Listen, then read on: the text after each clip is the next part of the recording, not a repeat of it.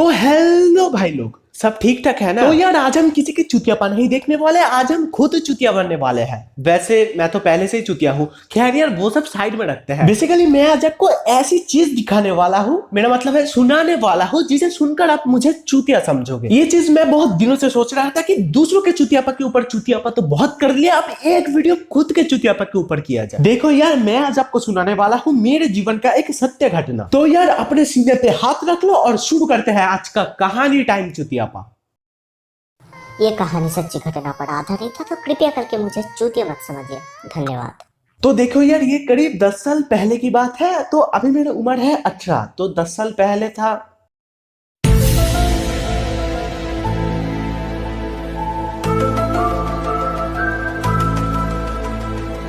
हाँ 8 साल। और देखो यार मैं बचपन से ही एकदम शांत बच्चा था, मतलब मैं अगर किसी के पास जाके बैठ जाता था तो वो भी समझ नहीं पाता था कि कोई उसके पास बैठा है। तो एक दिन मैं और मेरा पूरा फैमिली घूमने गए सिलीगुड़ी, और जाते समय तो फुल बकचोदी हुई, मतलब पूरी ट्रेन को हिला डाला था, इतनी बकचोदी। भाई साहब कुछ ज्यादा नहीं हो गया ये?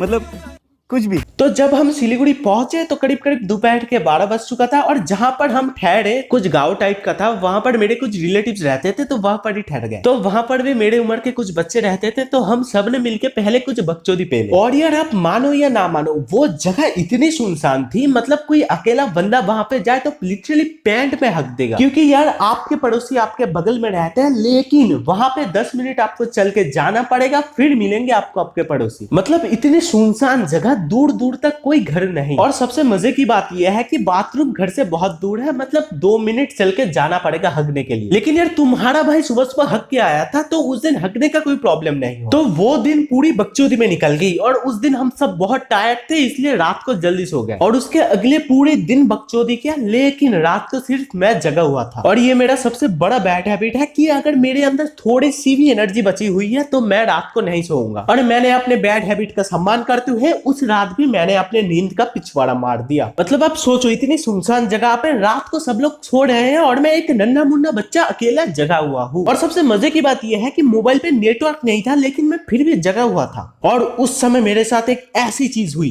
जो सबके साथ होगा, मुझे सुसु आया। अब आप लोग जरा से सोचो कि इतनी रात को इतनी सुनसान जगह पे घर से 2 मिनट चल के जाना पड़ेगा, फिर आएगा बाथरूम। और मैं था एक 8 साल का नन्हा मुन्ना बच्चा जो कुछ नहीं समझता था, इसलिए मेरे दिमाग में 1 मिनट के लिए आया कि बिस्तर पे कर देते हैं सुसु, किसी को कुछ नहीं पता चलेगा। और फिर मुझे याद आया कि मेरी उम्र के भी और बच्चे हैं, तो बहुत ही बुरी तरह बेइज्जती हो जाएगी। और इसीलिए मैं अपने बिस्तर से उठा, फोन का फ्लैश लाइट ऑन किया और घर से बाथरूम का यात्रा शुरू किया। और मुझे जितना दूर याद है वो जनवरी या फरवरी का महीना था, इसलिए मैं जब घर से निकला तो मुझे लिटरली कुछ भी नहीं दिख रहा था, पूरा फॉगी वेदर था। और यार अब विश्वास नहीं करोगे, मुझे बिल्कुल भी डर नहीं लगा।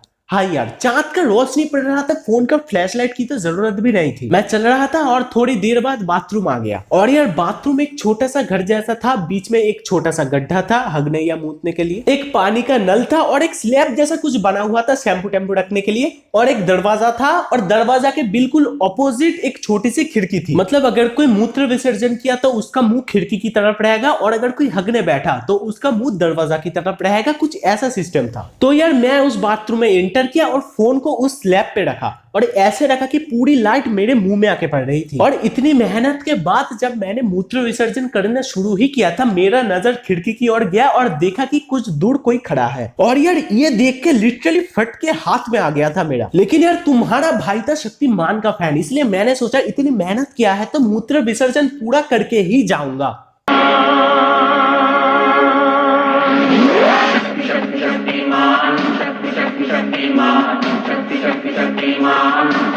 और यार मैं जब तक मूत्र विसर्जन कर रहा था, मैंने और एक चीज नोटिस किया कि वो चीज हवा में उड़ रही है, और वो चीज देख के मेरा मूत्र विसर्जन ऑटोमेटिक रुक गया, खत्म हो गया या रुक गया मुझे पता नहीं, लेकिन कुछ तो हुआ बहनचोद। अब इस सिचुएशन में मुझे लग रहा था कि किसी बड़े को लाना चाहिए था, लेकिन अब अकेले आ गया है तो क्या कर सकते हैं। यार आप जरा सा सोचो कि एक 8 साल का बच्चा एक सुनसान जगह पे अकेला, वो भी रात में, और उसके सामने एक इंसान जैसा चीज है जो हवा में उड़ रहा है। यार मैं बोल रहा हूँ, मैं लिटरली पैंट में हग दिया था, मतलब हगने ही वाला था, लेकिन जैसे तैसे मैंने शक्तिमान का नाम लिया और वहां से भागा। और मैंने फोन भी नहीं लिया, बस भागा वहां से। और जैसे तैसे मैं घर पहुंचा, घर पहुंच के सबको उठाया। हाँ यार मैंने अपने नींद का पिछवाड़ा पहले ही मार चुका था, इसलिए सबके नींद का पिछवाड़ा मारने के लिए मैंने सबको उठाया और सबको सब कुछ बता दिया, जो जो बकचोदी मैंने की। सब लोग ये सुन के ऑब्वियसली मुझे चूतिया समझ रहे थे, इसलिए मुझे सोने को बोल दिया। तो वो रात बहुत ही मुश्किल से गुजरा और उसके अगले दिन सबसे पहले उठ के मैं अपने दद्दू को लेके वहां गया और जाके मैंने देखा कि मैं जिसे हवा में उड़ने वाला भोसड़ी वाला समझ रहा था वो एक कपड़ा था। हाँ यार, रस्सी में टंगा हुआ एक कपड़ा। और जब सब लोगों को ये पता चला मेरी बेइज्जती इंटू 100 हो गई, तब मुझे एक चीज लग रहा था कि अगर मैं बिस्तर पे मुंह देता तो इससे कम बेइज्जती होती।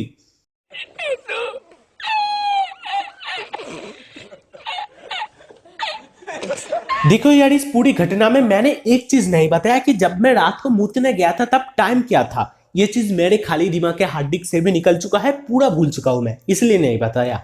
तो यार आज का वीडियो यही तक। अगर वीडियो पसंद है तो लाइक कर देना और अगर नहीं पसंद है तो डिसलाइक कर देना भाई बकचोदी। अगर इस तरह कहानी टाइम चुतियापा और चाहते हो तो यार कमेंट करो, तुम्हारे भाई के पास स्टॉक भर के बकचोदिया है। अब मैं भी चलता हूं, मुझे अभी कुछ ना कुछ तो बकचोदी पेलनी है।